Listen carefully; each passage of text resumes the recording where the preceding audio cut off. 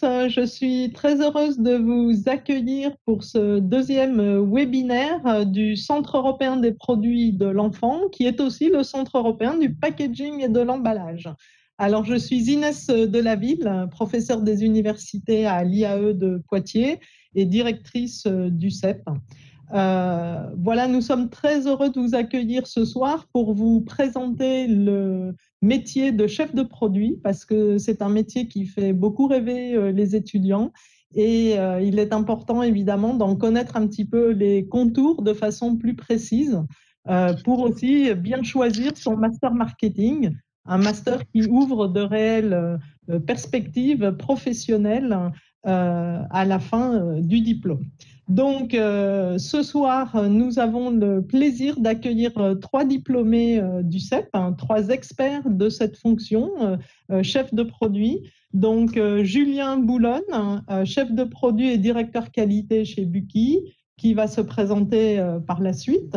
Délysia Pumin, qui est chef de produit bébé et enfant-fille pour la marque Terre de Marin et qui est diplômée du CEP en 2005, et Nina Busson-Boulogne, qui est chef de produit et compte clé chez Buki aussi, et qui était diplômée du master en 2009. Alors, nous avons choisi ce focus sur ce métier parce que vous savez que la fonction de chef de produit est une fonction tout à fait transversale dans l'entreprise. Le chef de produit doit trouver des idées, doit trouver l'inspiration pour proposer de nouveaux produits à lancer sur le marché. Et pour ce faire, il va travailler avec toute une série d'interlocuteurs, à la fois pour faire de la veille, analyser les tendances, travailler sur des concepts, travailler sur la faisabilité technique, opérationnelle du produit, travailler aussi sur son coût réel et puis ensuite sa fabrication jusqu'au lancement sur le marché. Et donc, ça inclut aussi des étapes de négociation avec la grande distribution et de communication. Donc, vous voyez, l'intérêt de cette fonction, c'est qu'elle est transversale et elle va permettre de rencontrer toute une série d'intervenants qui vont aider finalement le chef de produit à réussir son projet, qui est de lancer le produit avec succès évidemment sur le marché. Alors maintenant, je passe la parole à nos différents interlocuteurs. Donc je vais peut-être commencer par Délysia en lui demandant de se présenter rapidement, nous rappeler effectivement le stage qu'elle a fait de 6 mois de préinsertion professionnelle quand elle était au CEP, et puis comment s'est déroulée sa carrière depuis. Et ensuite, je passerai la parole à Julien et à Nina chez Buki. Évidemment, vous présentez aussi votre entreprise en même temps. Ok. Bon, bonjour à tous. Donc, moi, Délysia, je suis diplômée depuis 2005. Moi, j'ai eu la particularité, la chance de faire 3 ans au CEP parce qu'en fait, j'ai fait d'abord la maîtrise et à la fin de ma maîtrise, en fait, on est passé sur le statut master. Donc, j'ai décidé de rester 1 an de plus parce que le CEP, j'ai adoré cette formation et j'ai voulu continuer à me former 1 an de plus sur le master. Au niveau de mes stages, donc j'ai fait 2 stages au final. Un stage chez un ayant droit qui s'appelait Active Licensing France, qui était une société qui avait été rachetée par Disney. Et j'étais en charge de développer le portefeuille de licence de l'entreprise, de le mettre en avant via des newsletters, via des animations. Ensuite, j'ai fait un autre stage pour mon master qui était au sein du service communication de la Grande Récré, groupe Ludando. Et donc là, j'ai assisté la chef de projet multimédia qui était elle aussi issue du CEP. Et pour le coup, on mettait aussi là en avant tous les supports de communication qu'avec la Grande Récré, que ce soit le site internet, les animations en magasin, et cetera, et cetera. Donc par exemple, une nouvelle gamme Lego sortait en magasin, on allait mettre en avant cette nouvelle gamme via les différents supports de communication de l'enseigne. À la fin de mon diplôme, j'ai commencé par 1 an au sein de l'enseigne Soho, qui était une enseigne de tout ce qui était cadeaux gadgets, qui avait un département spécifique produits importés pour l'enfant. Donc j'étais plutôt dédiée sur cette partie-là. Donc c'était ma première découverte du monde de l'Asie et des fournisseurs asiatiques. Ouais. Très enrichissant. Après je fais, rapidement mon cursus et puis si vous avez des questions, n'hésitez pas. Ensuite, j'ai intégré, l'entreprise, le groupe ERAM et plus particulièrement l'enseigne Gémeaux au sein comme, assistante chef de produit, chaussures enfants.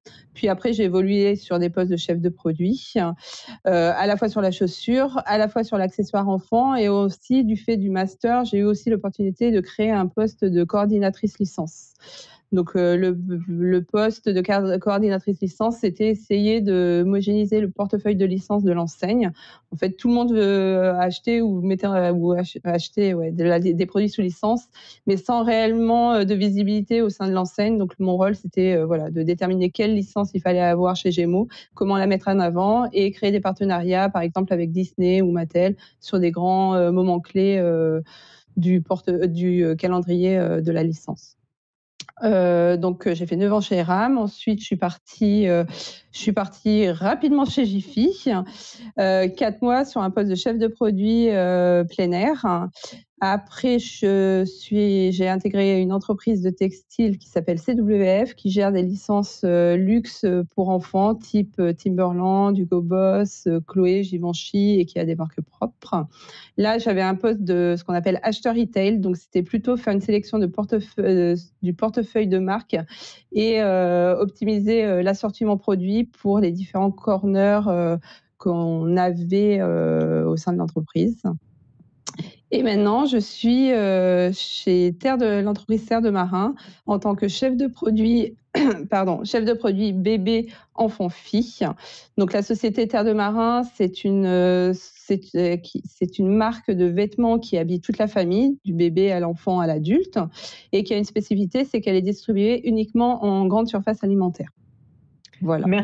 Merci beaucoup, Délidia. Donc, je propose maintenant que Nina se présente pour préserver la galanterie française bien connue. Donc, et ensuite, ce sera Julien qui se présentera. Ah, le micro. C'est mieux. Voilà, c'est bon. Donc moi c'est Nina. Du coup moi je sors de la promo de 2009. Donc j'ai fait 2 années au CEP pour le master. Donc en master 1 j'ai pu faire un stage chez Gemini, qui est un fabricant de peluches situé en Sarthe. Et en master 2 j'ai pu faire mon stage chez Zap Création MGA, qui à l'époque était situé en région parisienne et qui désormais a été racheté par Giochi Preziosi. Voilà, donc j'étais surtout en charge d'opérations marketing, de réaliser des études de marché, d'essayer de trouver des nouvelles idées de produits. Et puis donc, à la suite de ce stage, j'ai postulé en candidat libre chez Buki France, où je suis rentrée 2 mois après avoir terminé le stage de fin d'études. Et donc, je suis arrivée chez Buki à la base pour qu'il y ait en fait une personne physique dans les bureaux de Paris, puisque notre gérant vit à l'étranger. Donc voilà, donc au début évidemment c'était pas hyper passionnant, il faut l'avouer. Et puis petit à petit, en fait, au fil des années, les missions ont évolué. On a commencé à faire un peu d'adaptation de packaging pour le marché français, puisqu'en fait on achète tous les produits en Asie. Donc Buki France, c'est une entreprise qui développe et conçoit des jeux pour les enfants. Donc plutôt tout ce qui va être coffret scientifique, mais aussi tout ce qui est loisir créatif. Donc moi, je m'occupe plutôt de la partie développement pour le loisir créatif, sans cliché aucun. Au départ, je faisais aussi de la science. Voilà. Et du coup, voilà, j'ai évolué petit à petit vers des fonctions où vraiment on a pu faire du développement de produits à 100% et non plus juste de la traduction et de l'adaptation. Et j'ai aussi une casquette de management de l'équipe, puisqu'en fait, j'ai commencé, j'étais seule et désormais on est 15. Donc je gère un peu le bureau au quotidien et aussi la fonction de compte clé, comme disait Madame de la Ville tout à l'heure.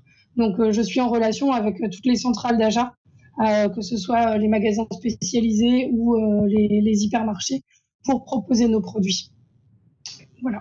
Merci beaucoup, Nina. Donc, Julien travaille dans la même structure qui est donc spécialisée effectivement sur les jouets scientifiques, mais qui a ouvert aussi beaucoup son portefeuille, mais avec un rôle de chef de produit un peu différent et complémentaire. Donc, ouais, c'est ça. On est sorti avec Nina dans la même promo.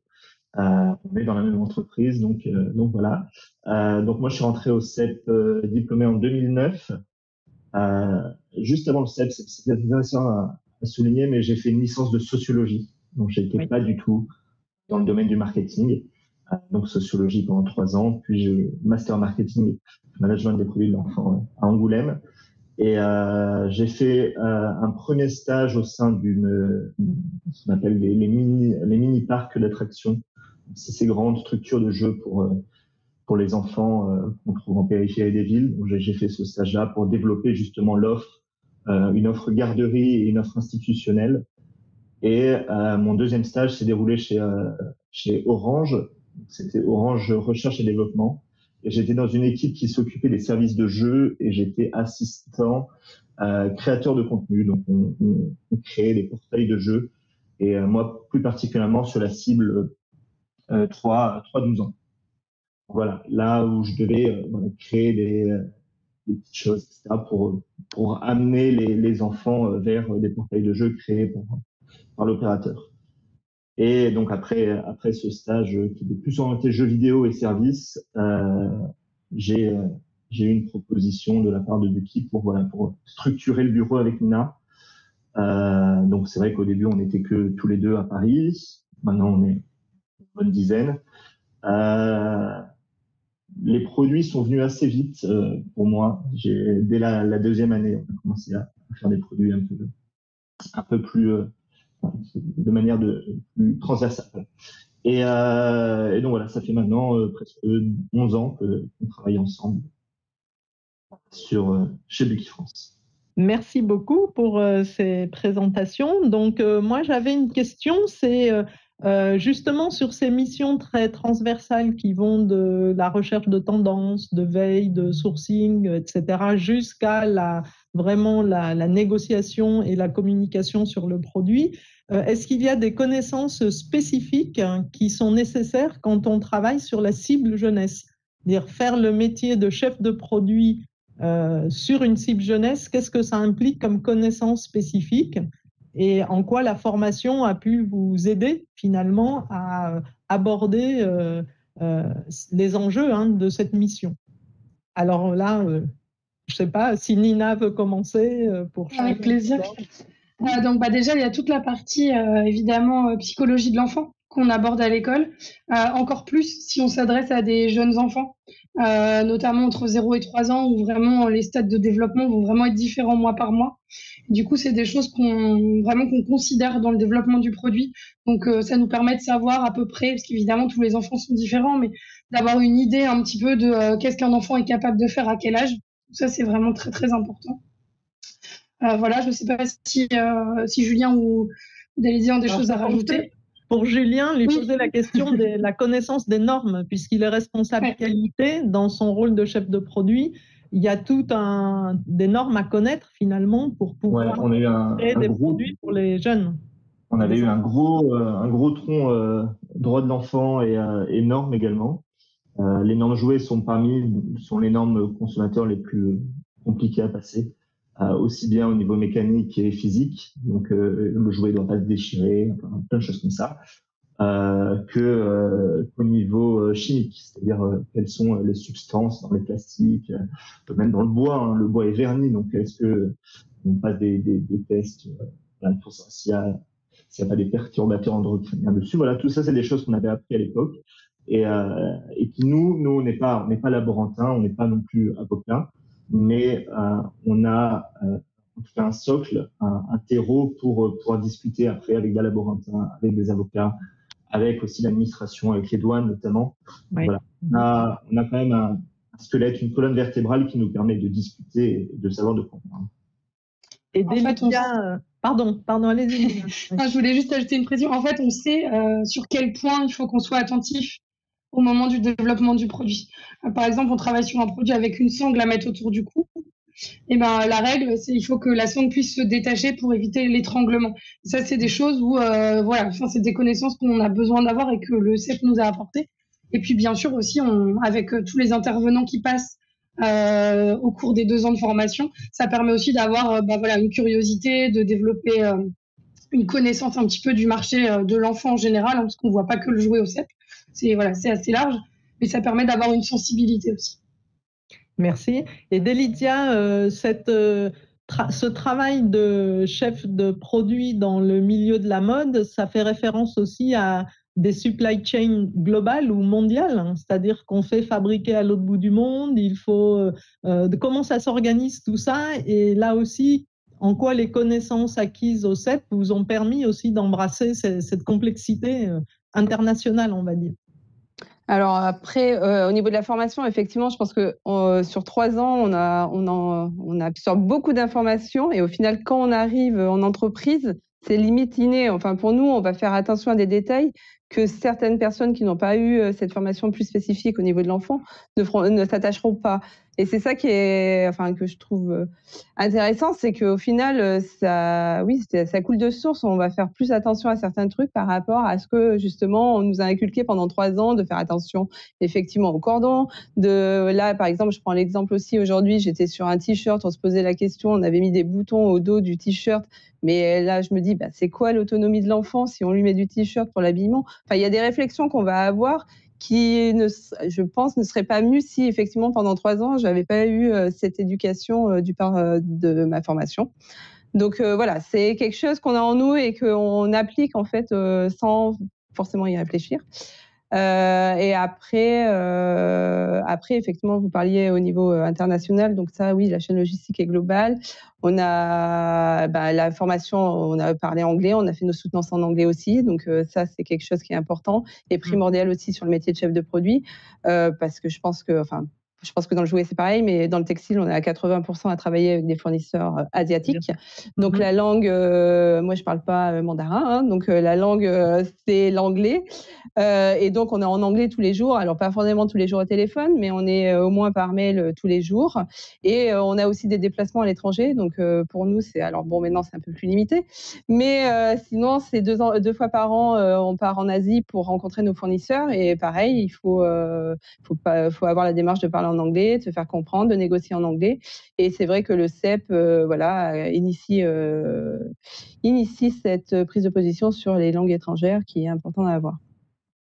Très bien, merci beaucoup. Et justement, ça permet d'évoquer le métier, le fond du métier, c'est quand même de coordonner un grand nombre d'acteurs qui font des apports très précis sur le projet de développement de produits. Donc, évidemment, ça suppose aussi de nourrir la créativité. Donc là, comment vous faites ça? Comment vous arrivez à faire en sorte que des idées émergent, puisqu'on est autour de cette problématique de l'innovation produit, comment viennent les idées?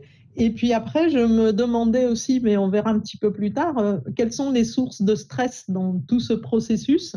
Donc sur la créativité, qu'est-ce que vous pourriez dire, soit Julien, soit Nina, dans le secteur du jouet, comment on essaye d'avoir des idées et puis de s'assurer que ça va marcher finalement, que ça répond bien à une envie des parents, des enfants, voilà. Nous, on est sur un temps de développement de produits d'environ 6 mois. On peut être un petit peu moins, on peut être plus pour certains projets. La plupart du temps, on a une idée, on essaie de la développer le plus vite possible, sans non plus, sans faire de concessions, hein, bien sûr. Si ça marche pas, ça marche pas. Il y a certains projets qui sont partis à la poubelle pour d'années. Voilà. Pas beaucoup. Après, notre boulot, c'est dès qu'on a l'idée qui est en nous, on essaie de la développer très vite avec des ingénieurs produits, avec des responsables de production, avec des auteurs souvent. On essaie de faire tout ça. On a des graphistes aussi en interne, on a 2 graphistes en interne. Voilà. Ça fait beaucoup de personnes. Donc là, on n'est que sur l'amont du projet. Oui. En plus, après, c'est le travail de Nina, c'est de pitcher nos idées. Donc juste avant de pitcher, il faut quand même un petit peu de matière, il faut un prototype, des dessins préparatoires, des choses comme ça. Et ce qui est très important, c'est le pitch. Mais avant le pitch, il y a aussi les coûts, non? La maîtrise des coûts probables du produit. Très important. Donc, comment on s'assure qu'on a un coût objectif, qu'on va atteindre un coût objectif? On a un calcul à faire entre les coûts de production, le coût inhérent à la production, c'est-à-dire tout ce qui est ouverture de moule, notamment pour le plastique, Oui. C'est un coût qu'on n'a qu'une seule fois dans un produit, au début lors de la première production, mais c'est un coût qu'on doit amortir en fait tout au long de la vie du produit. Est-ce que le produit est plus d'une saison, 2 saisons? Est-ce que ça va durer 10 ans comme certains de nos confrères? Donc voilà, c'est aussi ça à voir dans le calcul de la structure du coût. Combien ça va coûter aussi pour qu'ils fassent les tests qualité, les normes. Voilà, tout ça, c'est aussi la structure de coût est très importante à définir. Ouais. Et ça, voilà, elle va servir aussi à définir un prix consommateur final, mais aussi un prix de vente auprès des centrales d'achat. Voilà, et là, c'est là que Nina intervient sur le pitch. Alors, racontez-nous ce que c'est pitcher devant un acheteur de grande distribution, parce que ça ne doit pas être facile. Alors, normalement, on le fait en rendez-vous physique, mais du coup, en ce moment, c'est un petit peu perturbé. On est plutôt en visio, mais on s'adapte. Donc, en fait, on voit les acheteurs plusieurs fois dans l'année. Donc, on fixe des rendez-vous et on va avec nos petits sacs d'échantillons bien remplis et on va présenter toutes les nouveautés pour essayer de les faire référencer dans les magasins. Et aussi, sur la période de fin d'année principalement, tout faire pour que les produits soient dans les catalogues. Parce qu'avoir un produit dans le catalogue, c'est vraiment assurer des volumes. Donc ça, c'est vraiment important. Voilà. Et puis, évidemment, on n'est pas la seule marque à faire des nouveautés. On n'est pas la seule marque à faire des innovations. Certaines années, on est plusieurs à avoir pensé au même thème. Oui. Avoir eu la même intuition. Et du coup, il faut se battre pour son produit. Il faut bien connaître son produit. Il faut savoir quelles sont ses qualités. C'est pour ça que c'est aussi important pendant le développement du produit de regarder ce qui se fait sur le marché pour essayer de ne pas proposer strictement la même chose. Parce que si on n'a pas, s'il n'y a pas un élément de différenciation, clairement, un acheteur va aller plutôt vers la marque la plus connue ou vers un prix, tout simplement. Donc, il faut vraiment, ça c'est vraiment important, comme il faut regarder aussi les attentes des consommateurs. Voilà, ça c'est quelque chose vraiment que nous, on fait beaucoup. Et donc, voilà, parfois, on va voir les acheteurs et on n'a pas grand-chose, à part une idée dans la tête ou un bout de papier. Mais voilà, ils nous font confiance aussi parce qu'ils connaissent la marque, ils ont l'habitude des produits qu'on propose. Donc voilà, il n'y a pas vraiment de surprise pour eux. Mais c'est vrai que tous les ans, c'est un challenge.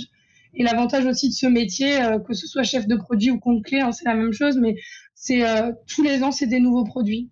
Donc en fait, même si on peut croire qu'on fait le même travail tout au long de notre carrière, en fait, chaque année, chaque saison, à chaque fois qu'on développe quelque chose de différent, et on apprend des nouvelles choses. Il y a des années où je vais faire un coffret sur les bougies, je vais lire plein de tutos et de docus sur les bougies.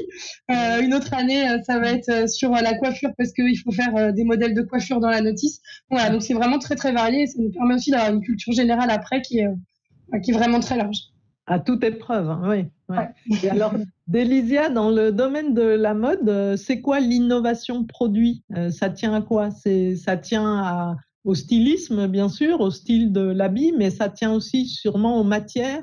Comment vous faites tout ce travail pour nourrir votre inspiration? Quel sourcing vous faites? Enfin, voilà. Est-ce que vous pouvez nous expliquer un peu tout ça dans le textile, justement? Alors, dans le textile, effectivement, les innovations, ça passe aussi par la matière, par les designs. Ensuite, ça peut être par par le style du produit en soi aussi, par des ouvertures, il y a des choses comme ça. Nous, au niveau de l'inspiration, on fait des shopping, ce qu'on appelle dans le textile. Donc voilà. Donc, mais c'est plutôt fatigant parce qu'au bout d'une journée, d'avoir fait tout le benchmark, d'avoir vu justement ce qui se passe à la concurrence, de regarder les couleurs, de regarder les matières. Au bout d'une journée, c'est vrai qu'on est bien fatigué, mais c'est vraiment la base de départ pour commencer à initier en fait des couleurs, initier des formes, initier des matières. Et suite à ces shopping, effectivement, on va aussi commencer à sourcer auprès de nos fournisseurs en leur disant tenez, on a repéré cette matière-là, est-ce que vous l'avez? Voilà. Donc ça peut être aussi bien, donc ça ne sera pas en direct, mais on peut le faire via des envois effectivement courrier, ou sinon quand on se déplace sur place, effectivement, on peut aussi avoir l'occasion de faire ce qu'on appelle des marchés de matières et on va aller pareil voir quelle matière peut être intéressante et prendre ces matières-là. Donc le textile, voilà, c'est plutôt la base, c'est ici. Et après, dans le textile, on travaille effectivement, pareil que le jouet, on est chef d'orchestre et on est tout le temps en travail d'équipe. Donc moi, je travaille avec une styliste, donc je manage une styliste. Du coup, on travaille avec des graphistes, on travaille avec des techniciens de produits qui font toute la mise au point du produit. Après, ça c'est la partie, on va dire, offre produit, mais on va travailler ensuite avec le commerce qui, eux, vont vendre nos collections. Donc il va falloir les séduire aussi avant de séduire les acheteurs. Il faut séduire nos commerciaux pour qu'ils soient convaincus des collections et qu'ils aillent les vendre également. Donc c'est vrai que je reprends le métier de chef de produit est intéressant pour ça parce qu'effectivement on est transversal, on travaille avec énormément de services internes ou externes et c'est ce qui fait la richesse du métier. C'est qu'effectivement on s'ennuie jamais et pareil que le jouet, même si les collections elles reviennent tous les 6 mois, il y a toujours des choses à faire et on se renouvelle tout le temps et c'est justement il faut se renouveler aussi notamment dans le textile. Donc c'est jamais routinier en fait, on s'ennuie jamais.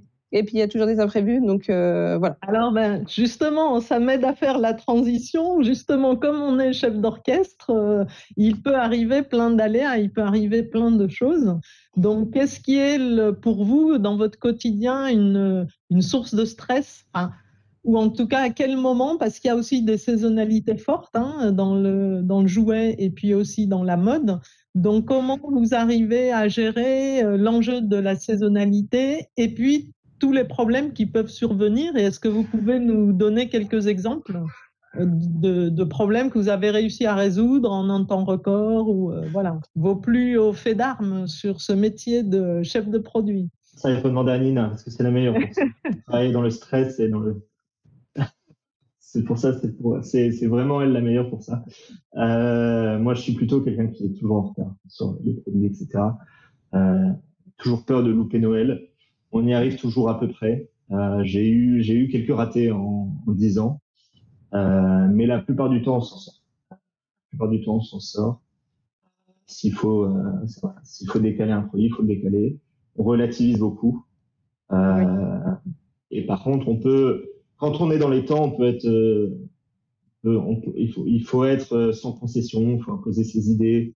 Dès que on est persuadé que ce qu'on pense c'est ce qui va marcher, il faut vraiment y aller à fond, etc. Et persuader les gens que malgré notre background marketing, souvent on est un petit peu mal vu, mais on peut apporter des solutions qui sont avec un certain recul et surtout on pense toujours à l'utilisation finale du produit. Par exemple, moi l'année dernière, mon plus gros retard, c'était un petit globe très sympa, qui lévitait comme ça avec un électroaimant, donc très très beau, le globe en lévitation comme ça tout au long de la nuit de l'enfant, comme une lampe de chevet. Et l'usine me dit, mais je reçois un premier échantillon et j'entends un sifflement mais continu, hyper aigu et désagréable. Ça fait voilà, très désagréable. Je lui dis à l'usine, c'est pas possible, vous pouvez pas me garder ça. Oui, non, vous inquiétez pas. Et ils ont essayé de faire passer le produit avec ce sifflement très aigu, etc. Et là, j'ai imposé, voilà, de tout régler, tous les électroaimants pour que le sifflement disparaisse. C'est pas possible d'avoir une lampe de chevet avec un bruit de fond comme ça. Donc voilà, c'est plein de petits détails ou des gros détails comme là qui font que voilà, c'est quelque chose. Tous les matins, on a des surprises. Alors, et Nina, alors, quel est l'autre Non, bon, c'est vrai que moi j'aime bien avoir plein de trucs qui arrivent. C'est un petit peu ça apporte une dynamique à la journée. Mais non, mais voilà. Enfin, Julien a assez bien résumé en fait. Enfin, ça arrive régulièrement, en tout cas dans le jouet, qu'on doive adapter un produit parce que au final. Tel accessoire ou telle subtilité n'a pas passé les normes. Donc, du coup, on est obligé d'adapter. Du coup, le produit prend du retard. Enfin, là, en l'occurrence, le globe dont Julien parle, il a fini par être acheminé par avion. Voilà, on a fait ça 2 fois en 11 ans chez Buki. Donc, on évite parce que les coûts de transport sont beaucoup plus élevés que par bateau. Mais voilà, on est confronté constamment à des ajustements, en fait. C'est aussi ce qui rend le métier intéressant. Et puis, il faut aussi savoir accepter les remarques de l'équipe avec qui on travaille. Enfin, ça arrive régulièrement qu'on envoie, par exemple, à la graphiste la notice à mettre en page. Donc, Julien et moi, on écrit les expériences et les notices. Et la graphiste va ensuite faire tous les petits schémas, les dessins et mettre en page. Et de temps en temps, voilà, on a un petit retour en nous disant, j'ai pas compris, j'ai pas réussi, enfin, c'est pas clair ce que tu as écrit. Donc, il faut aussi accepter de devoir revenir sur ce qu'on a fait. Et parce que parfois, on est trop dedans et du coup, on se rend pas compte. Pour nous, c'est logique, mais pas forcément pour les autres. Oui, pour quelqu'un qui découvre le produit, par exemple. Ouais. Ça, et les commentaires, les premiers commentaires Amazon. Parce que Amazon, les commentaires, dès qu'on reçoit un premier commentaire sur Amazon et qu'il n'est pas bon, ça fait un petit peu mal. C'est comme si on critiquait un de nos enfants, c'est pas possible. Oui. Par contre, c'est clair qu'un produit qu'on développe, c'est un peu comme notre bébé, en fait. Ouais. Donc, on a une petite guéguerre avec Julien sur les meilleures ventes. Ah oui. Je l'ai dépassé il n'y a pas longtemps. Mais non, mais voilà, on est toujours fiers, en fait, quand on voit qu'un produit fonctionne bien. Voilà, il y a toujours des flops, mais bon, évidemment, heureusement pour l'entreprise, il y a plus de réussite que de flops. Mais voilà, c'est vraiment satisfaisant. Chaque année, quand les ventes de Noël démarrent, on regarde les commentaires, les commandes de Réastor. Enfin voilà, il y a vraiment un côté à partir du mois d'octobre où voilà, pendant 2-3 mois, on est à fond, quoi.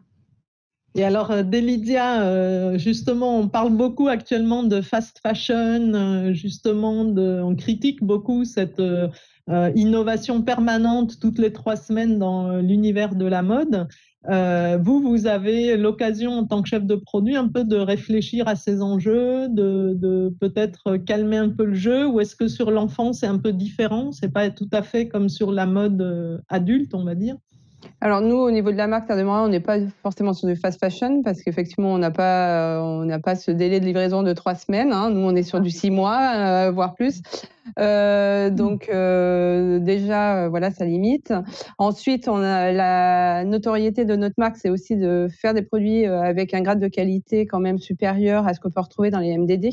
Oui. Donc ça aussi, voilà, ça limite aussi cet effet fast fashion, je prends, je jette. Nous, on est plutôt connus pour un bon rapport qualité-prix.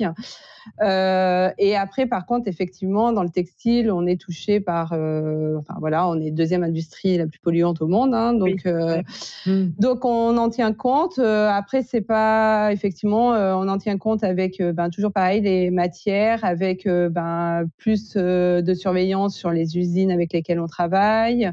Tout un process, c'est un process global qu'on essaye de mettre en place. C'est un process long, mais qu'on initie et que de toute façon, il faudra initier globalement dans les futures années. Donc, mais c'est vrai que le textile, et notamment sur la FAN, on fait attention à pas leur mettre du pétrole sur le dos, comme on le dit en interne. Donc voilà, on a des collections, notamment sur le bébé, on se refuse à mettre du polyester, on est 100% coton. Voilà, il y a des choses comme ça qui sont prises en compte dans le cahier des charges de départ. D'accord. Ouais, et donc, alors, devenir chef de produit, c'est participer en fait au futur finalement, parce que là, il y a énormément de défis face à nous. Les produits physiques, où est-ce qu'on va les fabriquer, comment on va les fabriquer, voilà, il y a plein de choses pour l'avenir, pour les 20 alors, ans. J'avais une autre question parce que dans le jouet, on parle beaucoup vous savez, actuellement, des jouets mixtes ou non genrés, parce qu'on se révolte un peu contre les univers tout roses pour la petite fille et les univers tout bleus pour les petits garçons. Donc chez Buki, alors c'est des jeux scientifiques, cet enjeu ne se pose pas évidemment peut-être tout à fait de la même façon, mais comment vous traitez la question du genre quand vous travaillez sur un nouveau produit? Alors si, on nous pose beaucoup la question. Depuis déjà plusieurs années, ça fait au moins 5-6 ans qu'on a créé un personnage. Enfin, on avait déjà un petit garçon et du coup, on a créé une petite fille. En même temps qu'on a développé la gamme de loisirs créatifs, en fait, tout naturellement. Et donc, de plus en plus, sur la majeure partie des coffrets scientifiques, soit on met le petit garçon devant et on met la petite fille derrière ou dans la notice. Quand on peut, on met les deux sur la face avant du produit, mais c'est pas toujours évident parce qu'on a déjà fait des tests et les ventes s'étaient écroulées sur un produit parce que du coup, on ne voyait plus que les personnages et on voyait plus le produit. Ah oui, donc c'est pas si simple que ça. On essaie aussi d'avoir des couleurs qui sont assez neutres, mais il faut pas non plus être trop neutre parce qu'après ça se vend plus. Oui. Donc voilà, il y a vraiment un juste milieu à trouver. Et en loisirs créatifs, suivant les thèmes en fait, on adapte aussi pour que ce soit mixte. Mais voilà, il y a des produits, par exemple, on a des coffrets avec du maquillage et du vernis. Là, on a clairement choisi de garder le parti pris de la petite fille. Voilà, c'est un choix chez nous. Par contre, l'année dernière, on a sorti un coffret de poterie. qui est une activité complètement mixte. Oui. Donc le packaging est plutôt dans les tons neutres, un peu beige, un peu nature. Et c'est le petit garçon qui est sur la boîte. D'accord. Et qui a très bien marché. Bon, très bien. Et est-ce que cet enjeu, là aussi, de la sexualisation de l'habillement, c'est quelque chose que vous travaillez dans l'industrie de la mode, on va dire, pour faire des... Bon, sur le bébé, on peut faire des choses assez mixtes, mais après, comment on travaille un petit peu cet enjeu dans le textile d'Elysia? Alors nous, pour le moment, on ne le travaille pas forcément parce qu'on a fait des tests, notamment sur le bébé, justement sur les produits mixtes. C'est pas forcément ce qui fonctionnait le mieux. Effectivement, parce qu'en fait, à partir du moment où on sait le sexe, on va plutôt quand même orienter le choix produit. Donc pour le moment, on a quand même des collections qui sont genrées. Par contre, on constate effectivement que sur le textile, il y a des grandes marques qui commencent à avoir ces capsules-là, donc des capsules neutres, non genrées, mais qui sont quand même des enseignes plus mode, on va dire, plus luxe que nous, Terre de Marin, pour le moment. Après, par contre, nous, on a un univers familial, donc on va plutôt communiquer sur un produit, par exemple la marinière, qui est neutre et qui englobe toute la famille. Ça va être plutôt des orientations produits comme ceci, plutôt que de trancher. Vous êtes dans la mode, mais vous fabriquez des indémodables. C'est ça. Hein, voilà, donc je comprends mieux maintenant ce que vous faites. De la formule. Sinon, j'avais aussi une question sur les ventes à l'export. En fait, comment les produits que vous créez, est-ce qu'ils s'exportent? Est-ce que vous pensez à la dimension justement internationale de votre création en disant ça ne va pas intéresser que les enfants français, hein, faire de la poterie, ça peut intéresser évidemment des enfants de plein d'autres pays. Et donc, comment chacun dans vos activités se pose cette question d'essayer de fabriquer, de concevoir et après de fabriquer un produit fait pour l'export?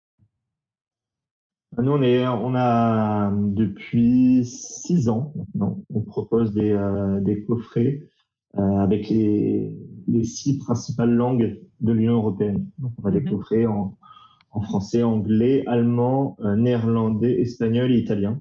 D'accord. Qui couvrent plutôt tous les marchés. En Europe, on a eu de la chance parce que l'arrivée d'Amazon a permis enfin de briser les frontières des différents marchés, parce que le marché du jouet est quand même très très cloisonné, avec l'exclusivité territoriale, la distribution, etc. Et il n'y a pas d'acteurs européens. Il y avait Toys R Us avant, mais voilà, depuis la fin de Toys R Us, et même Toys R Us Europe était cloisonné dans les différents pays. Et donc voilà, on a la chance maintenant, grâce à Amazon, de pouvoir vendre le même coffret, le coffret qu'on a ici en France. On le vend également en Allemagne, en Espagne, en Italie, aux Pays-Bas, bref. Et on a nous ouvert le Canada depuis 4 ans et les États-Unis depuis 2 ans. Donc là encore, pour les États-Unis via Amazon, on n'est pas encore présent dans les magasins physiques, mais voilà. C'est vrai que se dire que les produits qu'on crée dans notre petit bureau Sarthe sont utilisés par des enfants américains, et voilà, c'est valorisant. Oui, c'est une satisfaction, mais ça implique de faire attention à des choses particulières. Est-ce que les normes sont différentes aux États-Unis? Est-ce qu'il faut prendre la norme la plus exigeante du marché le plus exigeant pour finalement concevoir un produit qui passe partout, on va dire? On a de la chance, c'est que les normes européennes sont les plus exigeantes. D'accord. Sauf en ce qui concerne les cosmétiques, mais c'est autre chose, c'est pas de débat. En tout cas, les normes jouets européennes sont déjà à très bon niveau. Donc voilà, arriver aux États-Unis avec des coffrets européens, ça pose pas tant de soucis. Ça pose des soucis de marquage, de taille de caractère, enfin des choses un peu documentaires, donc finalement pas vraiment niveau de. Oui, pas sur le fond. Pas sur la dangerosité. D'accord. Et si on a deux, trois petits trucs, par exemple au Canada, ils veulent pas mettre d'acide citrique pur, il faut qu'il soit dilué, donc c'est un peu plus compliqué. Pour faire des expériences où on a des choses qui explosent, qui font de la mousse, etc. On a besoin d'acide citrique, et voilà, au Canada, c'est un peu plus compliqué. Mais voilà, sinon au niveau si quand on doit utiliser dans une expérience tel ou tel ingrédient, on se pose 2 fois la question, est-ce que les Américains auront du sirop de grenadine dans leur cuisine? D'accord. On espère. Et pareil pour les unités, j'ai dû convertir toutes mes expériences au système impérial. Donc à combien d'onces liquides de bicarbonate on doit mettre dans telle ou telle activité. Donc voilà, c'est des petites choses comme ça, mais non, le plus gros défi, il est vraiment au niveau de la distribution, du prix, et voilà, de comment organiser la chaîne logistique pour servir le marché américain, qui est un très très gros marché, avec un fort pouvoir d'achat. On peut vraiment tout vendre aux Américains.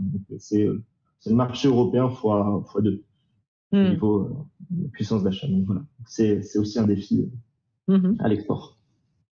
Et Nina, est-ce que vous, l'export rentre dans vos comptes clés parce que c'est Amazon ou c'est d'autres comptes? Non, comment? Non. On a 2 personnes en fait chez Buki qui s'occupent du commercial export. Moi, je m'occupe juste de quelques clients qui sont en Belgique parce que du coup, on les groupe en même temps qu'on fait des rendez-vous dans le nord de la France. Donc voilà. Donc plutôt francophone. Mais non, du coup, non, on a vraiment 2 personnes qui sont spécialisées pour ça. Après, on a régulièrement des salons aussi, notamment le salon de Nuremberg, qui est le plus grand salon du jouet, qui se tient une fois par an au mois de février. Du coup, on a un stand. Et donc, on est à la fois les équipes France et à la fois les équipes export. Et donc, du coup, on est amené, en fonction des gens qui passent sur le stand, si les filles sont occupées à présenter les produits. Enfin, voilà, on connaît les clients, mais on n'est pas leur contact principal. Ils nous contactent surtout si, par exemple, ils ont une question précise sur une caractéristique d'un produit qu'on a développé. Et alors, Terre de Marin qui se distribue principalement en grande surface, on va dire, est-ce que la marque s'exporte aussi? Non, elle ne s'exporte pas, elle est française, elle reste en France. Mais dans mon ancienne entreprise, on avait effectivement un développement international sur les collections. Et là, la grande problématique, c'est de s'adapter au style de chaque pays, parce qu'effectivement, on ne s'habille pas pareil en Espagne, en Amérique et en Russie, par exemple. Donc là, c'est penser une collection dans sa globalité qui puisse plaire à la majorité des pays. Mais c'est jamais évident parce qu'effectivement, on va toujours manquer de quelque chose dans un pays ou avoir une couleur qui va pas dans une autre. Donc voilà, donc on essaye de faire au mieux, mais c'est pas forcément toujours évident de satisfaire tout le monde. Ouais, d'accord.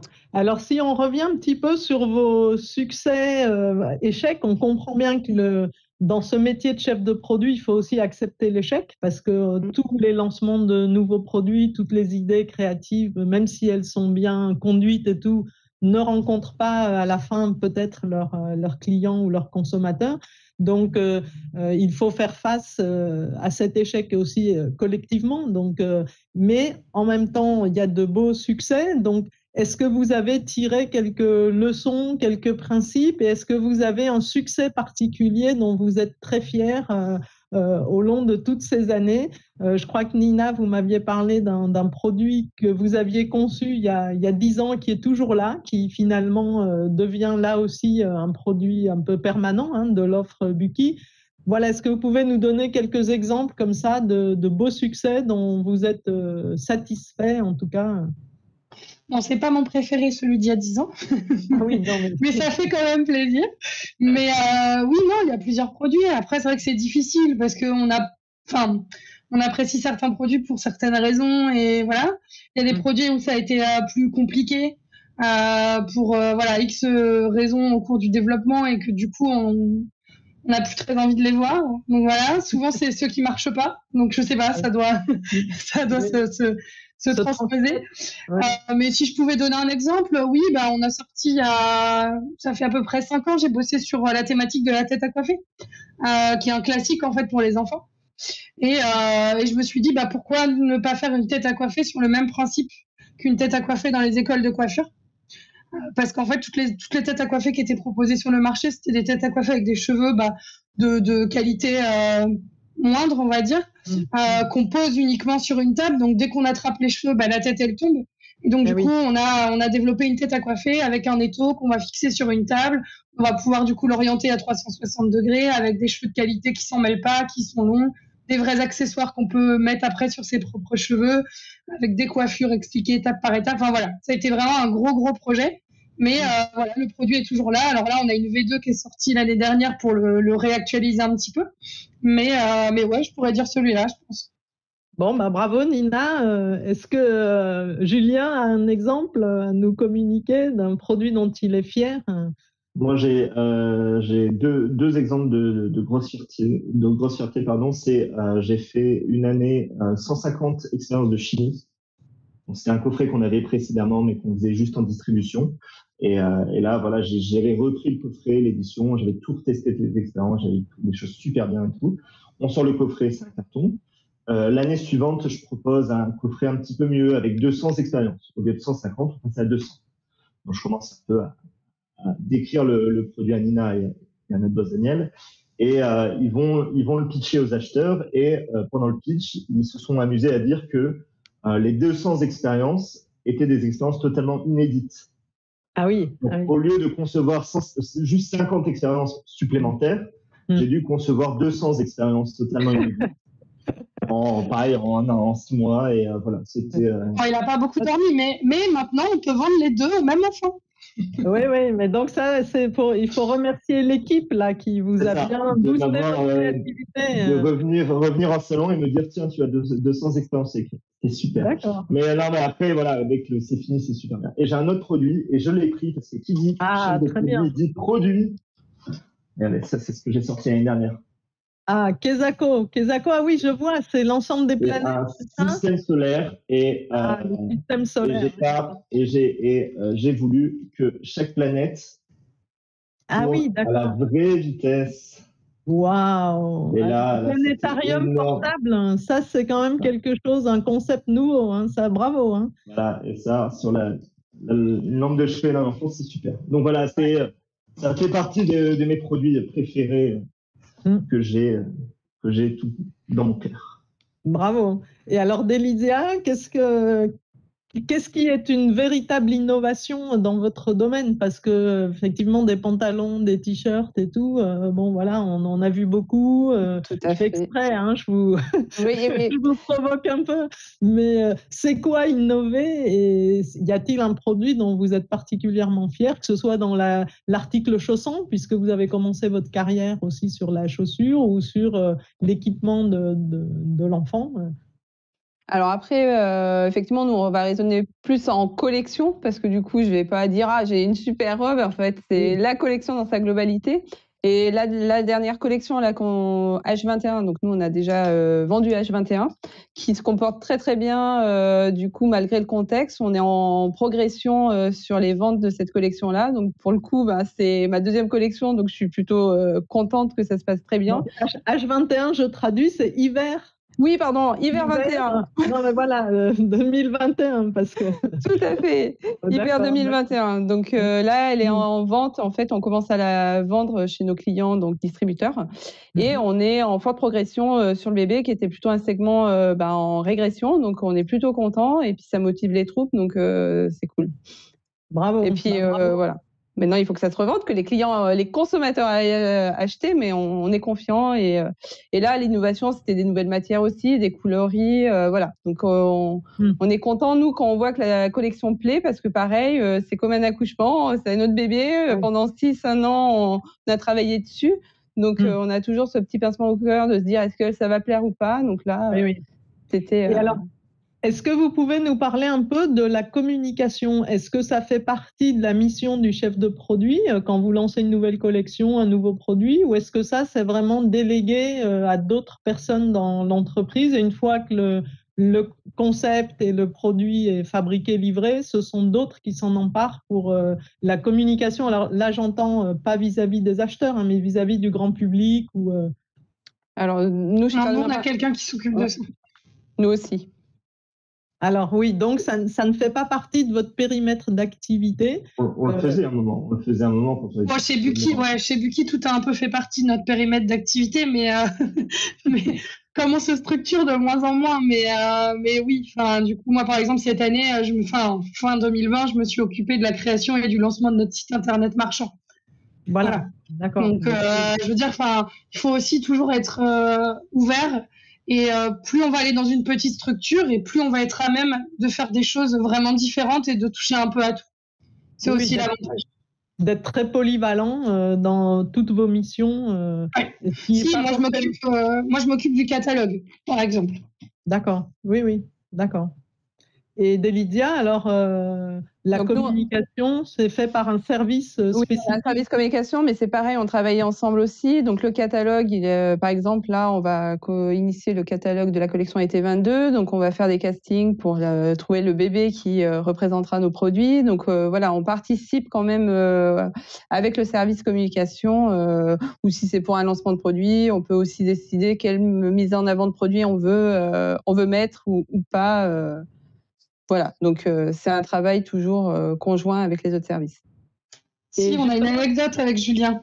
Ah, bah, on avait développé des produits en exclusivité pour Toys R Us il y a quelques années, deux Noël de suite.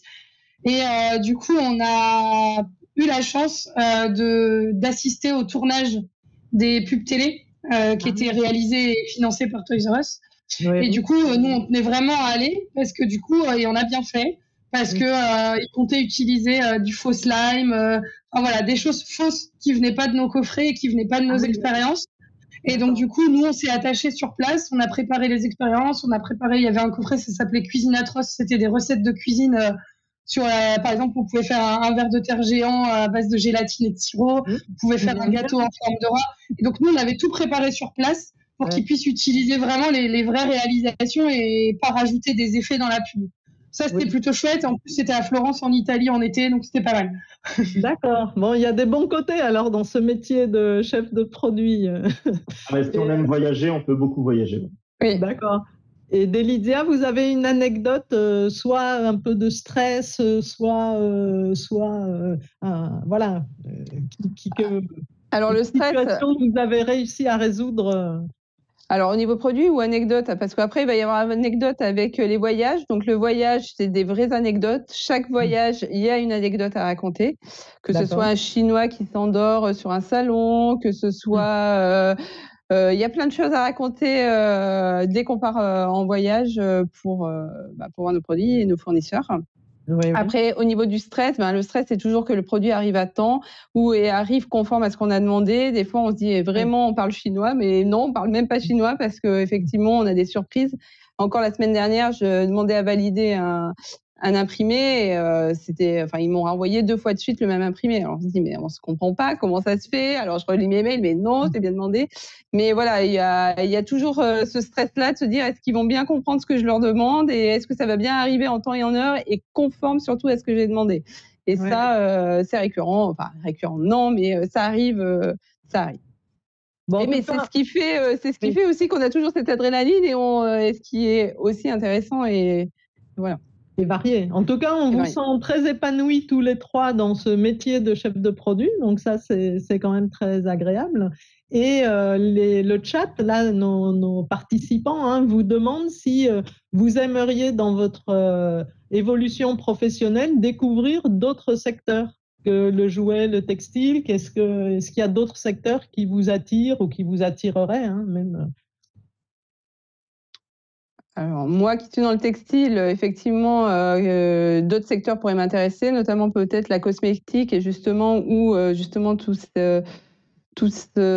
revenir sur enfin, j'ai jamais été vraiment dans le jouet, mais revenir dans le jouet, ça pourrait aussi être intéressant. Après, je suis pas fermée effectivement qu'au textile. C'est plus la cible alors moi, pour le coup, je reste toujours attachée à la cible enfant et c'est ce qui dirige en fait mes choix professionnels. D'accord. Et Nina et Julien? Alors nous, honnêtement, on a un vrai attachement à la société dans laquelle on travaille. Oui. Donc peut-être on changera un jour, mais en tout cas aujourd'hui on est très bien et on a la chance en fait d'avoir grandi avec l'entreprise et d'avoir de pouvoir manager les équipes et donc on est déjà un petit peu au top de ce qu'on pouvait espérer pour l'instant. Mais voilà, après, c'est vrai que nous, on a aussi eu la chance de toucher un peu à tout. Donc, c'est un peu comme si on avait déjà fait plein de métiers. Donc, ça aussi, c'est plutôt chouette. Mais en tout cas, voilà, tout ce qu'on apprend en tant que chef de produit ou même dans les tâches un petit peu variées qu'on va nous donner, c'est des choses qui peuvent être dupliquées complètement dans un autre secteur. Ça, c'est vraiment pas un problème parce qu'en fait, on acquiert des mécanismes de travail qu'on va pouvoir retrouver un petit peu dans différents secteurs. Donc, vraiment, ça, j'ai pas d'inquiétude si un jour on veut... on souhaite changer, je pense que voilà, ça posera pas de problème. Je suis totalement d'accord avec Nina, mais sur est-ce que On pourra le dupliquer sur un autre secteur parce qu'on a quand même une passion pour le jouet. Après, je pense que même s'il y aura peut-être, je pense, là où tu as raison, moi, je pense qu'il y aura un temps d'adaptation. Il y aura une année où il va falloir reprendre ses marques sur le marché de l'enfant, au sens global, on connaît par cœur. Voilà. Après, je pense que si une fois qu'on a repris ses marques sur un marché, on est capable de manager n'importe quel produit, que ce soit des produits fabriqués en France, que ce soit de l'agroalimentaire, donc avec d'autres, même du textile. Oui. Voilà, des produits avec d'autres caractéristiques, avec d'autres cibles peut-être. Et alors moi, j'ai un exemple de cette capacité finalement autour du métier de chef de produit à changer d'univers, puisqu'on a Fanny Bréard, qui est une diplômée du CEP aussi, qui a travaillé chez Smoby en tant que chef de produit au début de sa carrière, et puis au bout de, 5-6 ans, elle a décidé pour des raisons personnelles de passer du Jura en Normandie, et elle a été embauchée par un groupe pharmaceutique au poste de chef de produit. Et donc, je me souviens lui avoir téléphoné à l'époque en lui disant « Mais comment vous avez fait pour passer d'un univers… » Alors, elle m'a dit « Je suis bien sur la cible enfant, ou en tout cas famille, hygiène familiale, etc. » Et en fait, les deux secteurs, il y a des similitudes parce qu'ils sont très encadrés. Il y a beaucoup de normes, il y a des réflexes à avoir pour justement lancer un nouveau produit d'hygiène pour l'enfant. Et finalement, elle arrivait à transposer les compétences qu'elle avait acquises dans le domaine du jouet dans un domaine pharmaceutique. Donc voilà, ce qui pouvait paraître a priori un peu surprenant. Mais voilà, c'est aussi un beau parcours de nos diplômés. Eh bien, écoutez, on va être professionnel, hein, on va essayer de tenir pile sur 1 heure. Il y a juste une question que je vois arriver là sur est-ce qu'on peut toujours expliquer les échecs qu'on a quand on s'est investi pendant X mois sur un nouveau produit? Est-ce qu'on arrive toujours à comprendre pourquoi il n'a pas marché? Pas toujours. Non. Enfin, on a toujours envie de comprendre, ça c'est clair. Mais il faut pas non plus rester bloqué, il faut avancer, il faut passer à autre chose parce que il n'y a pas forcément de raison.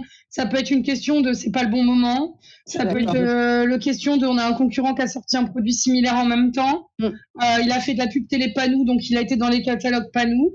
Voilà, il peut y avoir vraiment plein de variables et malheureusement non, on aimerait bien, mais on peut pas toujours expliquer. C'est toujours intéressant d'essayer, mais voilà, il faut pas y passer trop de temps. Je suis d'accord aussi, ouais. D'accord. Et ben, dans le jeu vidéo, ils font des choses comme ça, ils font des post-mortem, des autocritiques, etc. Pendant 6 mois après la sortie d'un projet. On est sur des temps de développement qui sont plus longs, des budgets. Oui, avec plus dans le textile et le jouet, c'est pareil. On essaie de passer à autre chose, à la prochaine élection, on se refocus et on se recentre. Ok, ben, il ne me reste plus qu'à vous remercier tous les 3 pour vos explications très claires et vos illustrations sur le quotidien de ce métier qui est passionnant. Et comme je le disais, je vous trouve très épanouie dans ce métier. Donc, je vous remercie beaucoup et je vous dis à très bientôt. Merci à vous. À bientôt. Au revoir. Au revoir.